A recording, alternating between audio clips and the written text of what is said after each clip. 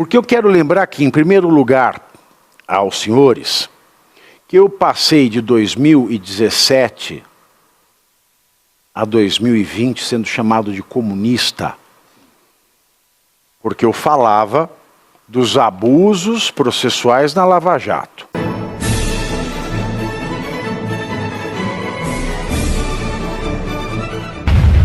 Você está falando de um tempo, que a coisa começou a degringolar ali. Foi, mas foi uma delícia. Joaquim Barbosa. Porque na época do Moreira Alves, eu sempre gosto de lembrar o Moreira Alves.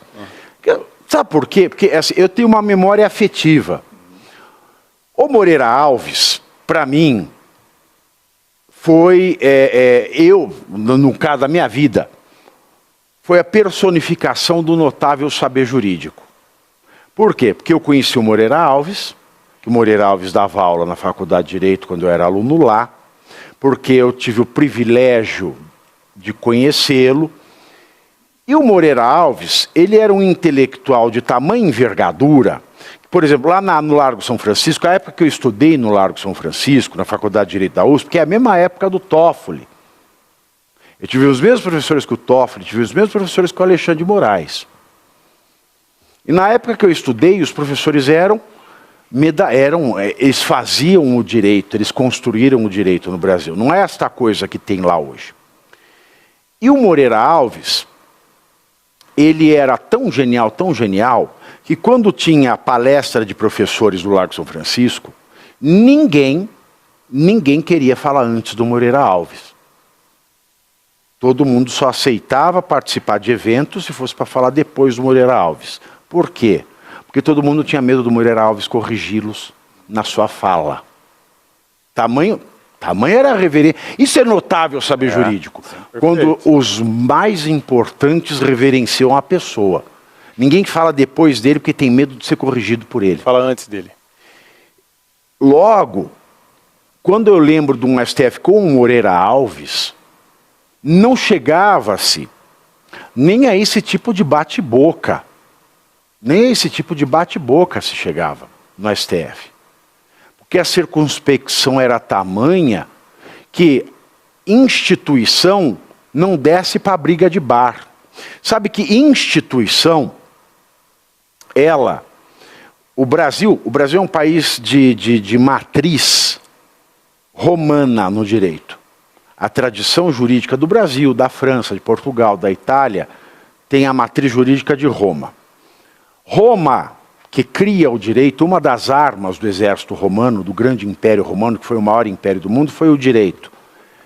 E as instituições no império romano eram chamados de persona. Antes dos seres humanos serem chamados de persona eram as instituições, porque persona, na raiz do sânscrito, significa divindade.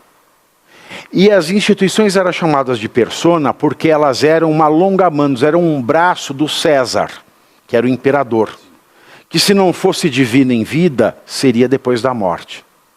Então a persona é uma instituição que está acima do humano, guarda um quê de mistério e não desce para o barraco humano. E quando eu penso no STF como instituição, eu lembro do Moreira Alves, que carregava em si a seriedade, a circunspecção e todas as limitações a uma vida pessoal que carrega aquele que aceita o cargo de fazer parte de uma persona.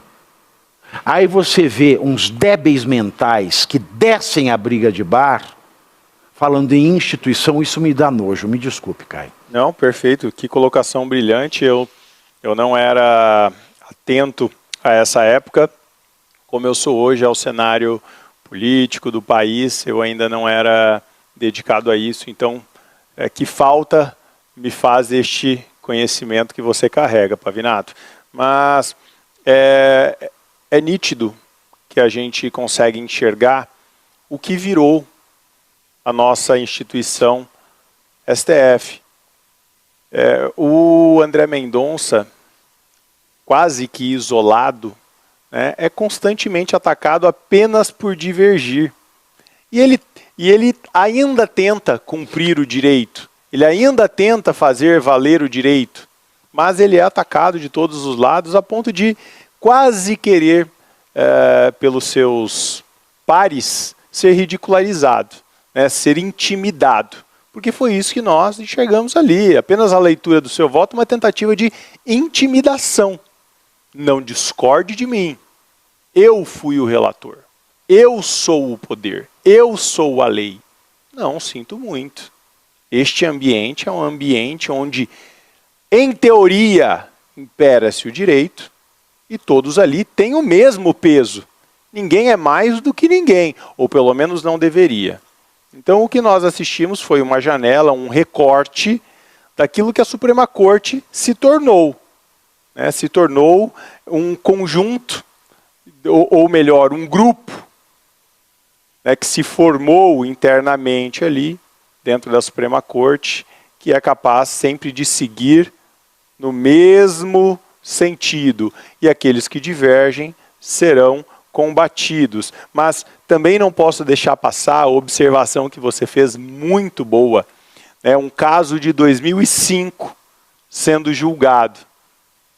Mais de 20 anos depois, um caso sendo julgado. E o caso do Jair Bolsonaro, que crime algum cometeu, já está lá. Transitado, julgado e tudo certo. Então, isso mostra exatamente aqui a que ponto chegamos dentro da nossa maior corte, dentro da nossa maior protetora, que deveria ser a Suprema Corte do país. E eu vou repetir uma coisa que eu falei ontem, Cláudio. Você vai se lembrar. Porque tem esquerdista xarope assistindo? Tem. Tão débil mental quanto o Toffoli? Tem. Então eu vou lembrar de algo muito objetivo. Porque eu quero lembrar que, em primeiro lugar, aos senhores, que eu passei de 2017 a 2020 sendo chamado de comunista, porque eu falava dos abusos processuais na Lava Jato. Ah, você defende o Lula. Não, aqui eu falo o que é o direito. E se hoje eu falo as mesmas coisas, não é porque eu sou bolsonarista, taxidermista. Me chame do que você quiser, meu amor. Eu continuo defendendo a mesma coisa, que é o direito. Ontem eu falei o seguinte: quando o Cristiano Zanin era advogado do Lula, ele foi para a Europa fazer o que o Eduardo Bolsonaro foi fazer nos Estados Unidos. Falou mesmo. O Cristiano Zanin não foi colocado como traidor da pátria, como coação no curso, nada. O que ele falava na Europa? O Cristiano Zanin Martins. Presta atenção. Ele falava o seguinte: no TRF do Paraná, Tribunal Regional Federal, Marcos fala: Pavinato, você é um idiota. Bloqueia. Tira daí. Eu quero ser igual a Alexandre de Moraes. Marcos é uma maricona velha, um homoafetivo velho. Tire. Homoafetivo velho aqui já basta eu. Ele falava o seguinte: o TRF4, o TRF é da 4ª região? É, 4ª região. O TRF da 4ª região, que é do estado do Paraná. Ele julga o Lula politicamente. Prova objetiva: ele demora 100 e tantos dias para julgar um caso, em média. O Lula ele levou menos de 100 dias. Agora vamos para o STF. STF leva 20 anos para julgar um caso e o Bolsonaro ele leva menos de 70 dias. No caso dos embargos de declaração, 72 horas.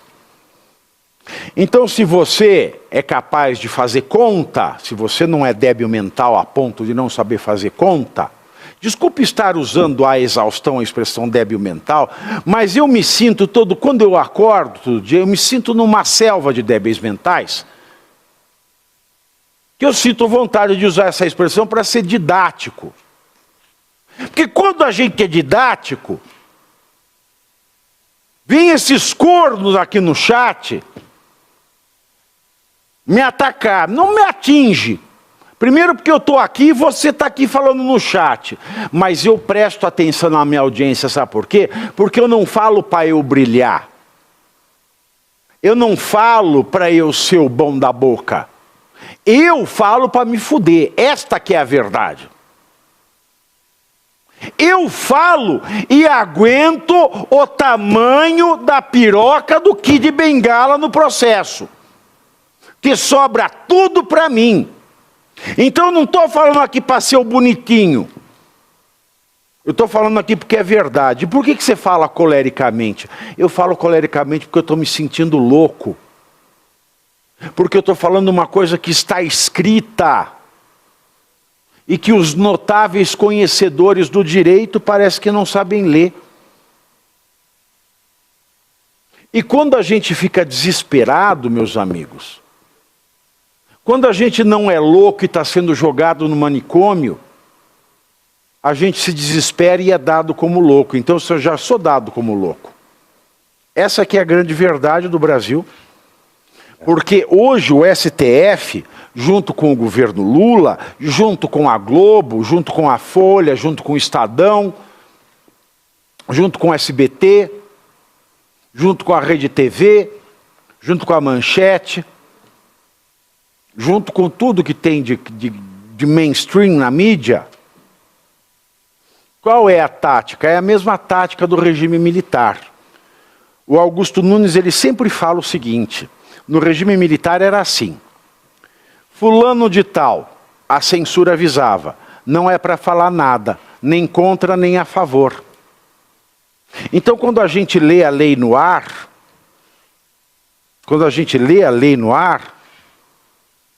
e eles não têm resposta, porque eles estão contra a lei, eles do STF estão contra a lei, a ordem para a imprensa, para a Globo, para a SBT, para a Rede TV, para a Folha, para o Estado de São Paulo, é a seguinte: não é para vocês fingirem que a lei não está escrita. E lei só é lei porque está escrita. Mas eles fazem a gente passar por louco. E quando a gente está sendo feito de louco, a gente fica maluco. E eu estou maluco por estar... E você aí já está preparado para ter todos os argumentos para dizer que Marx não foi um cara legal, para dizer que o comunismo não é um lugar para diversidade, para desmontar essa grande fake news histórica da esquerda, que é repetida por nossos professores de história, de geografia, de sociologia, que é repetida nas universidades, que é repetida nos livros. Está preparado para dizer por que Marx não era um cara legal e por que todo marxista raiz também não é, e por que o comunismo é terrível? Você já leu Nos Anais de Marx? Pois é, aqui nesse livro você vai encontrar tudo o que você precisa saber para responder aquele sabichão que diz que Marx é um cara legal. Pois não é. Leia agora Nos Anais de Marx, a trolha do comunismo transviado para encaçapar idiotes. À venda em todas as livrarias do Brasil, pelo site ou nas lojas físicas. Não deixe de ler.